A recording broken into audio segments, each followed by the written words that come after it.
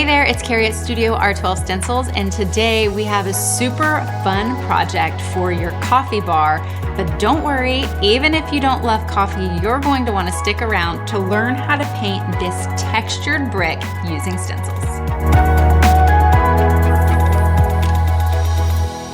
Okay, we already went ahead and base coated the back of our surface. So since we are doing this rough texture brick, the background isn't really going to play a huge role. However, you will see some of it through the grout lines of the brick. So we just did one quick coat of our white paint.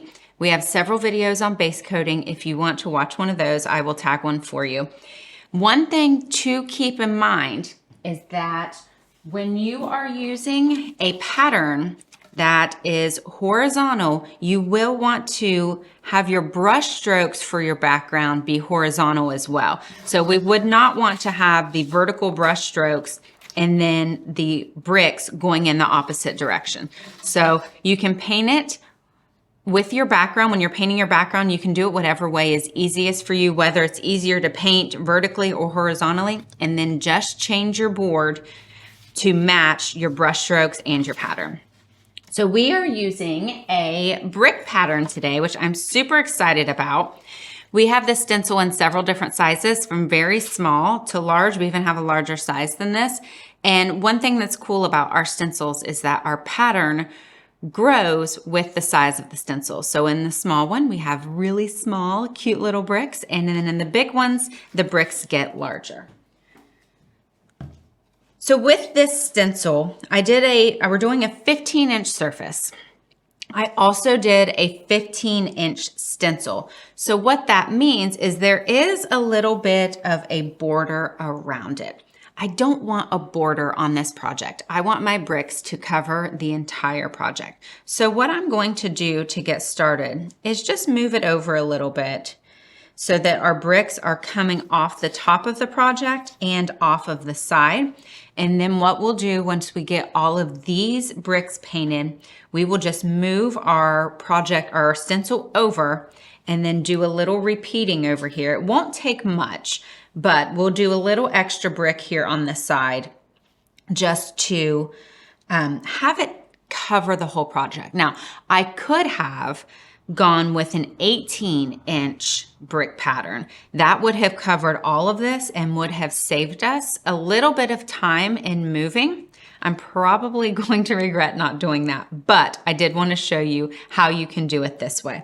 So now that I have my bricks where I want them, I am going to tape them down really well, because with the modeling paste that we are going to use to get our textured background, our texture bricks, you do not want this stencil to move at all. Because when you move a stencil, when you are using the modeling paste, it can smear the paste. The modeling paste takes quite a while to dry. And if you smear the modeling paste, it's just going to make a big mess. There are ways to fix it, which I will show you along the way, but we want to try to avoid that at all costs. So with this project, we are using the Liquitex modeling paste. We have this over on StudioR12.com, and we are using a wide palette knife. So this is going to be a lot like icing a cake.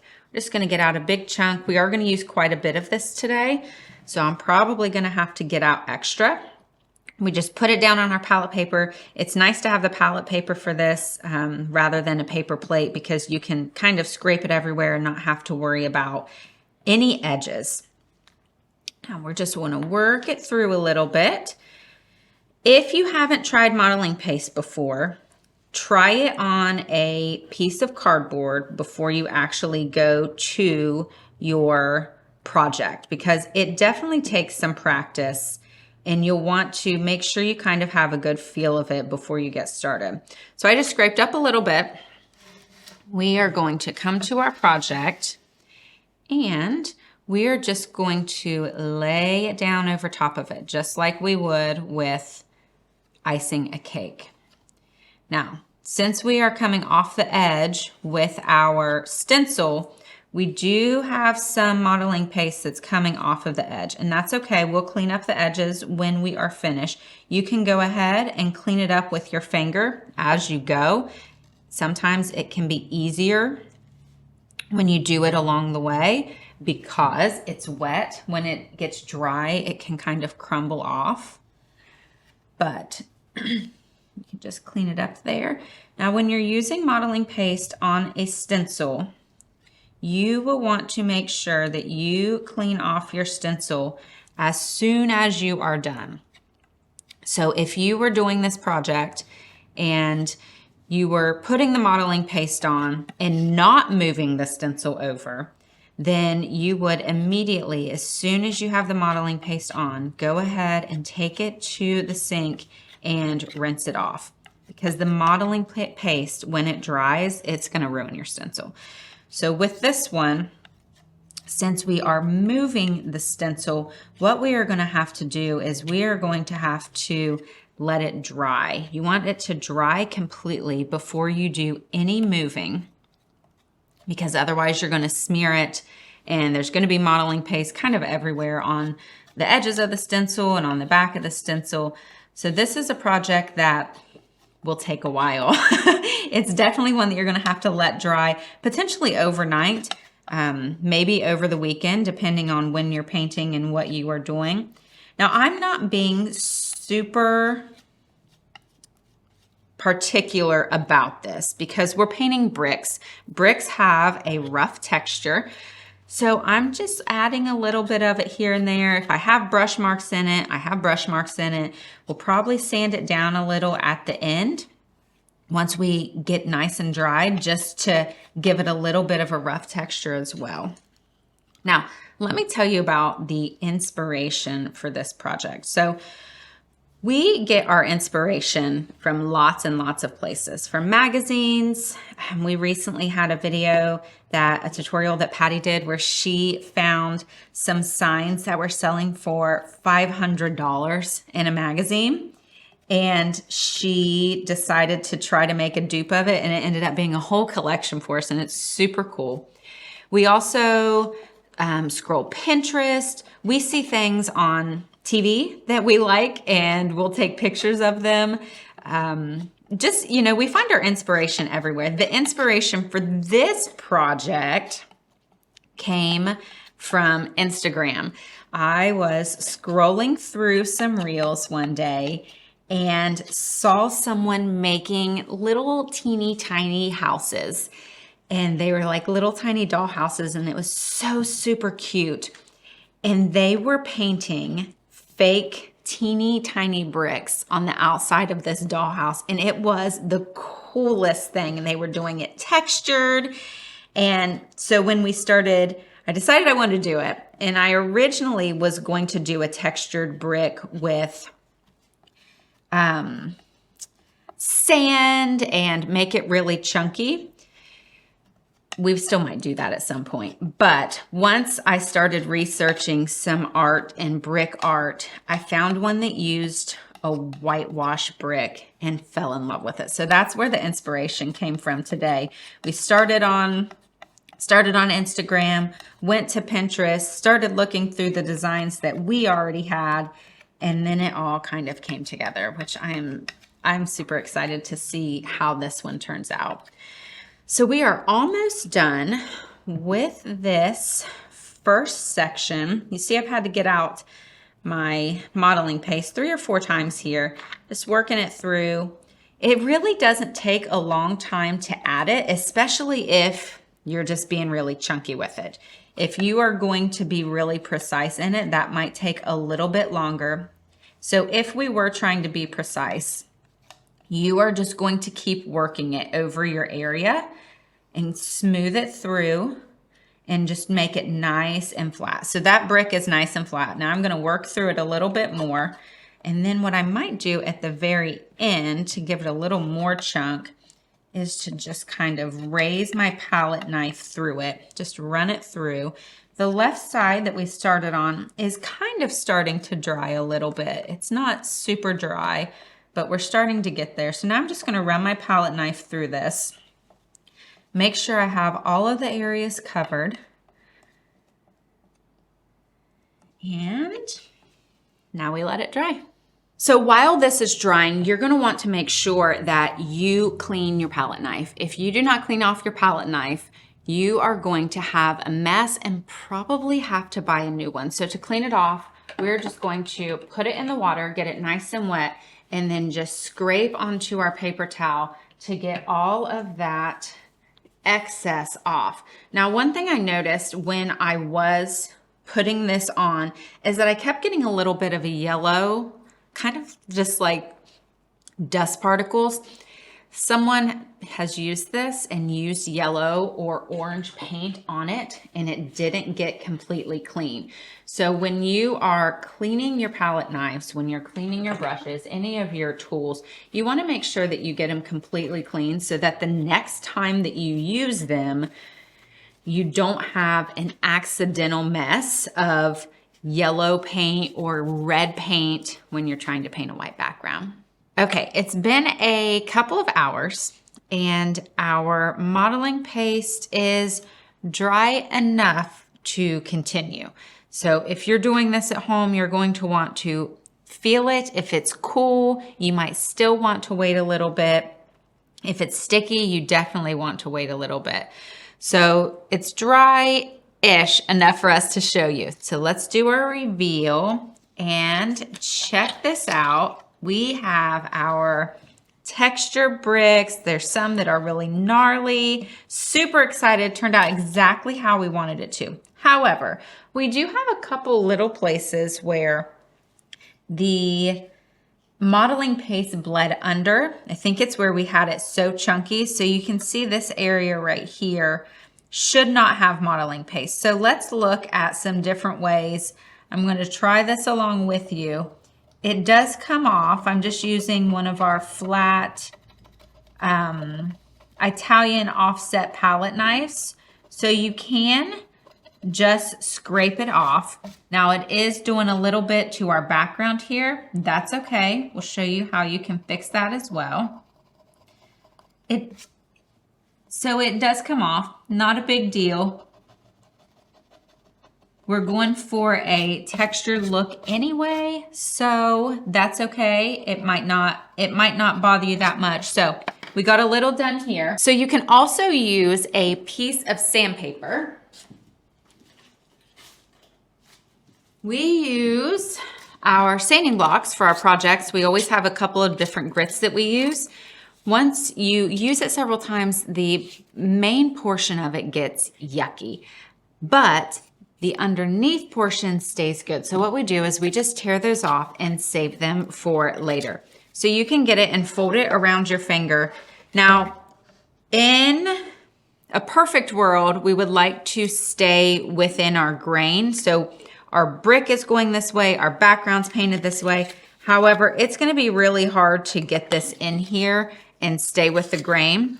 So what I'm going to do is I'm going to just come in and go a little bit this way, and then I'm going to go back through when we're done sanding and kind of touch up that area with the white paint. Now, also something to think about, we are putting other things on here. So once we take a look at this, you know what? This is actually going to be covered up anyway. So depending on what else you're going to do, it might not be that big of a problem. I'm gonna go through here, fix this one. I'm gonna do this one here. So then what I would do if I was going to paint over it, if this was going to be in an area that we weren't going to be covering up, then I would just get a little bit more white paint, get a little bit more on my sponge, and then I'm just going to sponge it over that area where we just did. Pull it a little bit each way. And there we go. It's kind of covered up a little bit. So if it's on the edge, that's an option for you to do. So how do we prevent this? When we are adding our modeling paste to our stencil. We have to be mindful that we're not pulling the stencil, that the stencil is taped down enough so that the stencil is not lifting, and just being a little bit more cautious, especially now that we know that this happens. So we have a big portion of our area done. However, we do still have more to do.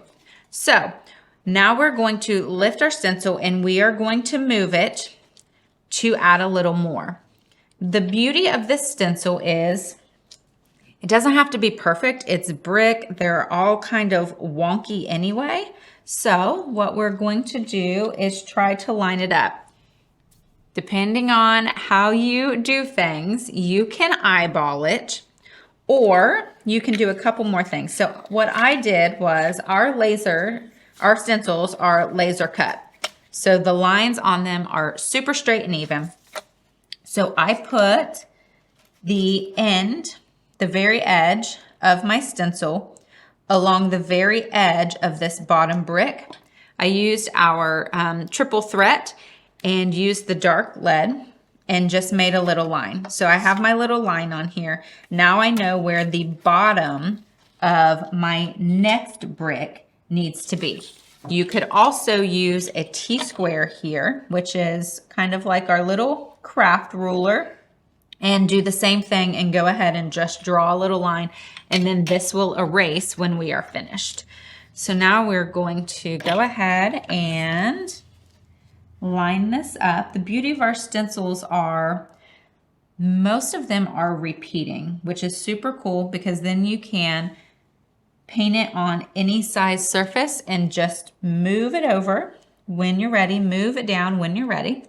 So we are ready to take this down. So it's not going to bother our modeling paste to tape it down here, but there is a bit of, since there is texture, this portion of the stencil is raised. So when we are adding our modeling paste to the area right here that is by the texture portion, we're going to want to have to hold it down and pull away from the area that already has the modeling paste. So we're going to turn this around a little bit, get it lined back up. I'm going to move my tape to the areas that are on the board. Now, I did not clean this stencil between uses. I would highly recommend that if you are able to clean your stencil, that you do that, because now what that leads to is a little bit of extra built up. So it could kind of change how your bricks look because there are big chunky sections and there's some modeling paste that's over the edges here. So just be mindful of that when you are using this on multiple different parts of your project. Now, if you are going to have to move your stencil to do a background, if you are doing the raised texture, you want to be very careful. So we recommended that you clean it. However, sometimes it can also be tricky if you lift your stencil before the modeling paste is dried. So what we'll want to do is if you're lifting it before it's dried, you'll want to take off your tape and you'll want to lift it straight up. So then that way you aren't chancing and pulling any of the modeling paste on your project. So we have our modeling paste, we have our flat palette knife. I'm going to load some more on here and start this process again. Now, we cleaned off our palette knife between uses. Most times when we are cleaning out our brushes, we just put them in a bucket with water. We will clean out the brushes and we will pour the water down the toilet.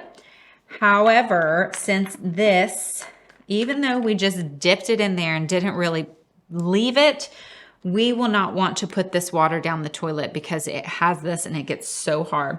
So what we'll do with it is we will go find a place outside to dump it so that it's not going down our drains. All right, so we are going to go ahead and swipe some of this up. We're going to hold down this stencil here so that it's on the edge, and you can hear as I'm scraping it, there's, let me see if I can let you listen to that. since there's buildup on the stencil and it is hard as a rock, you can kind of hear that it's scraping against each other.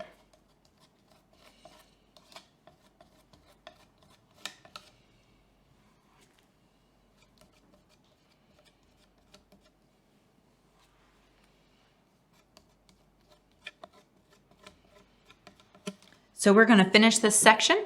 We're gonna let it dry. We're gonna get the bottom taken care of, and then we'll come back to stencil. Okay, so we got all of our bricks done. We repeated the pattern on the side. We repeated it on the bottom. We even put some teeny tiny little baby bricks at the very bottom. We got it all dry. Now, toward the end, when I was moving my stencil a lot, I did use the cool setting of the hairdryer. It worked, but I don't know that I would recommend it for doing on your entire project. Letting this sit and harden and dry really is the best. It's the best option for it so that you also don't smudge other parts or rush it. So if you're going to be doing a project, any project with modeling paste, give yourself some time to let it dry, let it set, and then move on. So let's move on. Our next step is to paint our round band on this project. So as we are setting this in here, it is a little smaller than our surface. So the first thing we're going to do is take our T-square, and this is an 18-inch T-square. Our board is 15 inches long, and we are going to measure how far we have on either side just to make sure that we have it about in the right place. I'm going to pull it down just a smidge. We have about a 1/2 inch on each side, and then let me check and make sure we're at about a 1/2 inch on each side here. Looks like we're a little crooked over here. All right, now we have that lined up. Before I stuck this down, before we got restarted, I used our Alene stick and restick on the back of our stencil. I used one of our ink sweepers, and you just tap it on, let it dry a little bit, and then what you can do is this will help keep the stencil down. Now, it's not going to be perfect because we have texture, but as we're going around and painting, you can hold it down and it's going to have a little bit more grab than if we would have just left it by itself. So now it's time to start painting our round band. This is going to be a bit of a trick due to the texture, but we have some tips here. I'm going to tape off around the edge of my stencil here so that we can make sure that it doesn't move. That would be super tragic. We like to tape in 2 corners so that you can have it taped down one side, down the other, and then still peek a little bit. I used to hate peeking, but peeking is definitely a necessity, especially when you're trying to catch mistakes as you make them. So we recently did a video where we painted this circle, and we painted it with a polyfoam brush, and it ended up being really messy along the edges. We never recommend stenciling with a polyfoam brush for that reason. So what I'm going to do is I'm going to go around the edge of my circle with our jumbo dauber and paint right around the edge. And then once we get that painted, then we will fill in the center portion with the polyfoam brush to help make the process a little faster since it is such a big circle. So we're going to load up some paint on our dauber, and then we're going to come off here just like we do with when we stencil and offload our dauber just so we don't have too much paint to go under the surface. So I'm going to start here, let me see, in this edge, and as I'm doing this, I'm going to hold down the stencil as I go. It's just going to be just like when we're stenciling, a really light, dusty layer to help prevent getting any bleed through underneath our circle so that we have a nice straight edge and a crisp line.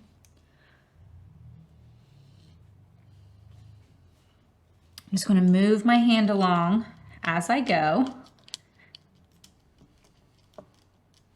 just to hold down that stencil, give it a little bit extra protection.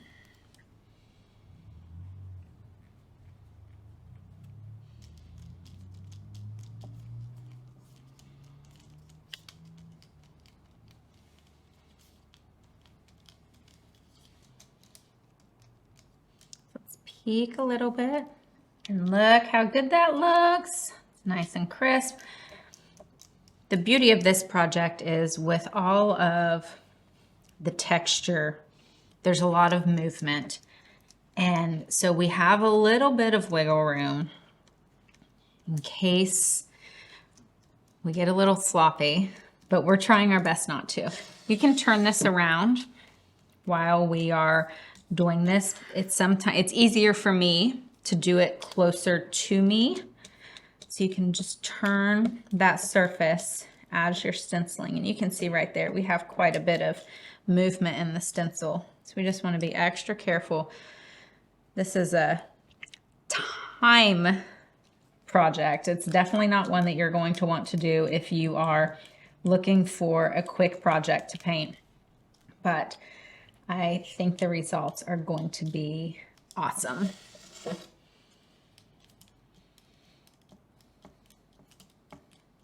Okay, so the tape doesn't really stick well to the modeling paste. So what we did was we just got an extra piece of tape and wrapped it around the back of the board and the stencil so that it wasn't moving. So let's take a little sneak peek here. We're gonna peel this up. That looks awesome. We have our nice, great band. It's starting to darken up. I did 3 layers on it. So now I'm gonna start with the polyfoam brush, and then we'll cover the center and then decide if we want to put more around the edge. I'm going to go ahead and put this in our water bucket. This is a sponge, so you will not want to wash it with water or with soap after you're done painting with it. You'll just want to wash it with water, squeeze it out, and then let it dry. If you put soap in this, you are going to have soap in your projects for the future. So I just like to put a brush in it, push it down to the bottom. The brush keeps it down so it'll get filled with water. All right, so let's start painting the center of our project. Just go right across here. You might have to dab in some spots where the raised texture is. And then once we're done doing this, we're going to go through with our sponge edges or even with a brush so that the areas that were around the edge that might have not gotten some paint due to the shape of that foam, of that sponge, then we can go through and dab that as well just to give it a little more coverage. I actually like the dabbing here better than the sweeping. With the sweeping, I'm afraid I'm going to pull some of that texture, some of that modeling paste off. So we'll just do this with a dab. I am super excited about this. I love how it's turning out. I love the color already. It's got a nice good pop against that white.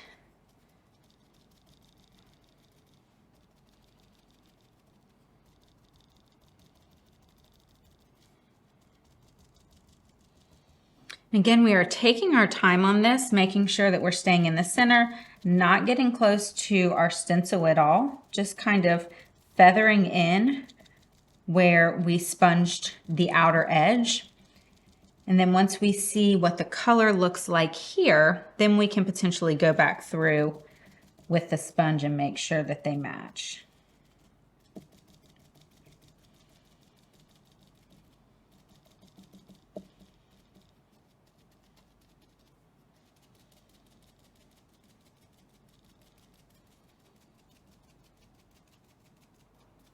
So I don't know that we've ever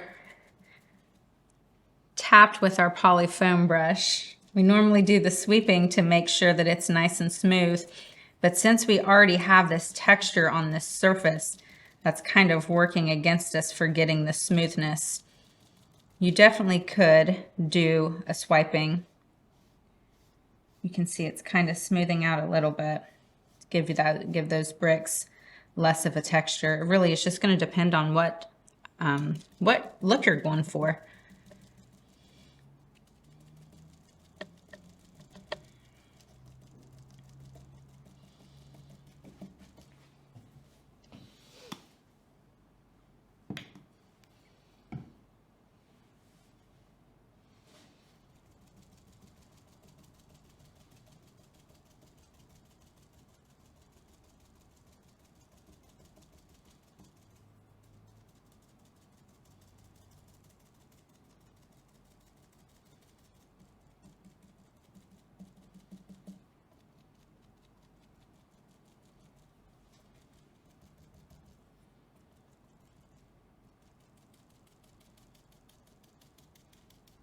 So now we have the center filled.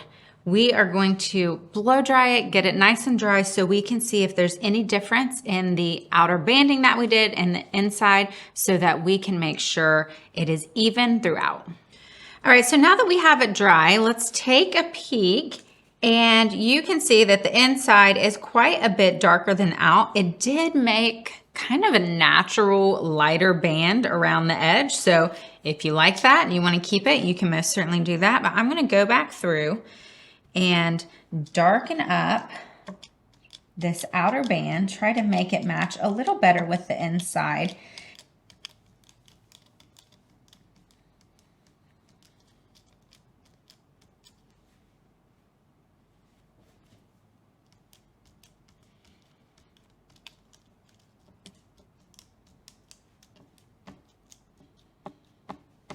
Now, as I'm going back around, I'm seeing some spots that still have some white, and Rusty was able to see some spots from this edge that were on the opposite side of me that I wasn't able to see. So if you're working with texture and you're wanting to get rid of as much white as possible, then you'll want to make sure you turn your project all the way around. If you don't care if there's any of that peeking through, then you don't have to be as strict about it.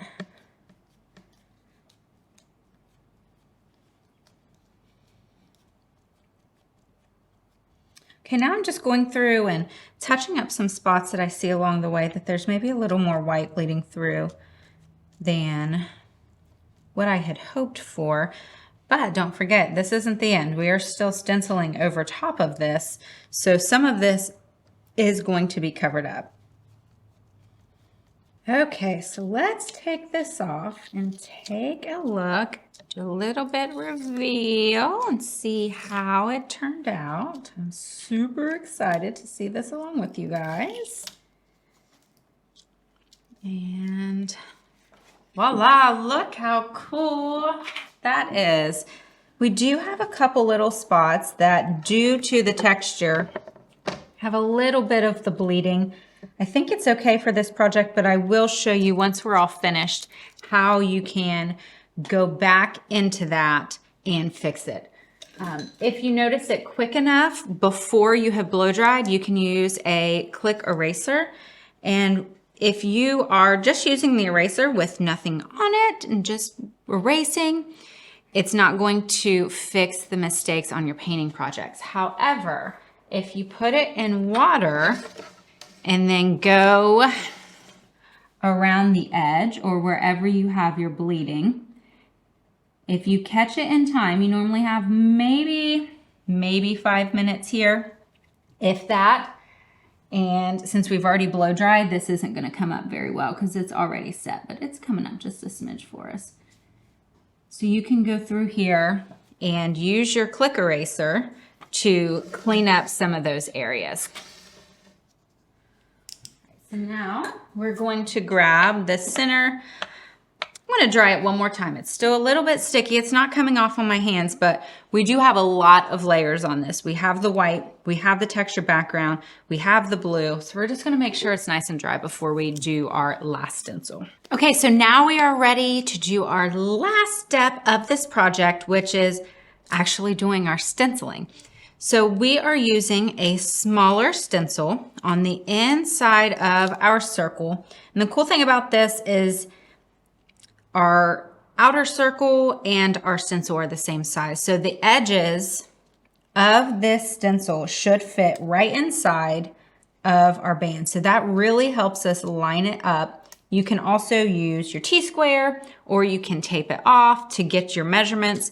But luckily this one fits right in here. So now we're going to get our tape and tape down our stencil. I am going to do a longer piece of tape here, so that once again, I can tape around the edge of the surface, just so I can make sure it doesn't go anywhere.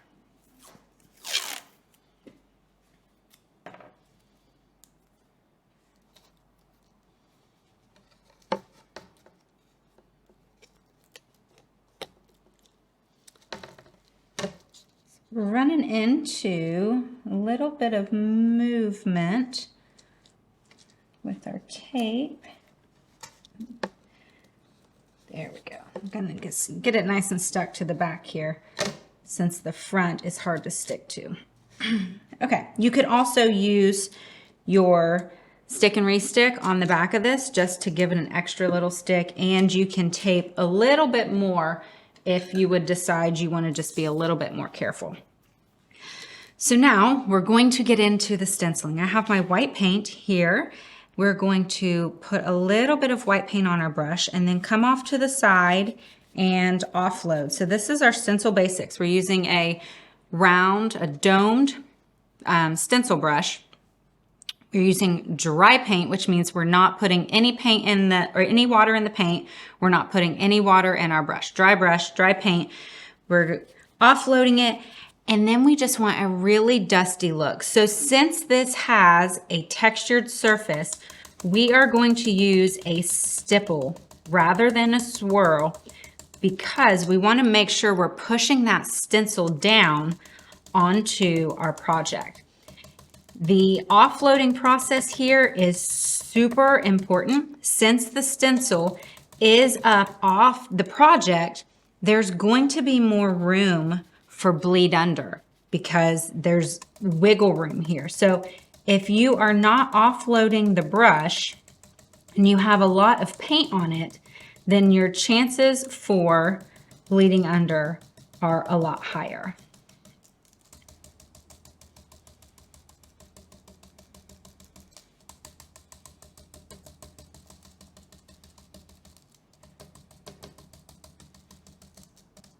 Just like when I was making our blue circle, I am going around each letter that I am stenciling and holding that stencil down against the surface just to give it some extra stability.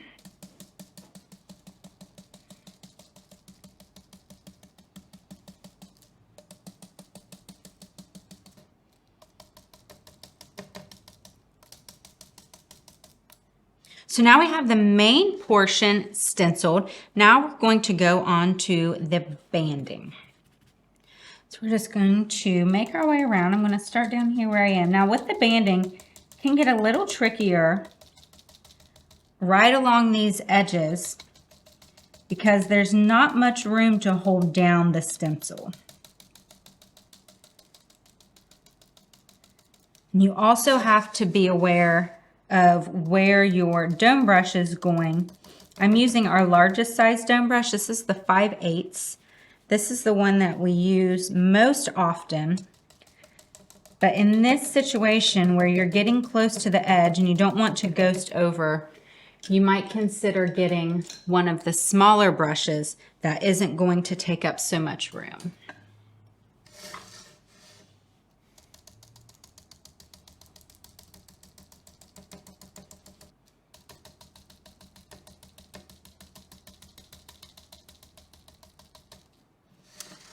Okay, so now we have one layer on. I'm gonna peel this back and we're going to take a look and see how we did and how it looks. Oh, it looks so cool already. But I think I want to do a couple more layers where the white of the brick is so bold. I think I really want that coffee to be bold as well. So I'm going to add a couple more layers and get us nice and bold there as well. Okay, so we did a second layer of white over our stenciling. We're going to get this tape off because it is not wanting to be on this project anyway. It is so ready for the reveal. All right. I'm gonna build up the anticipation. Take this tape off nice and slow. And we're gonna push down here right in the center where we don't have any stenciling. We're gonna come up under the edge and slowly pull this up so that we're not dragging it through our project. And that looks super cool. Look how that stenciling showed up over top of the brick. If you guys love this tutorial, be sure to subscribe to Studio R12 Stencils right here on YouTube and check out our background playlist where you'll learn how to make many more beautiful backgrounds using stencils.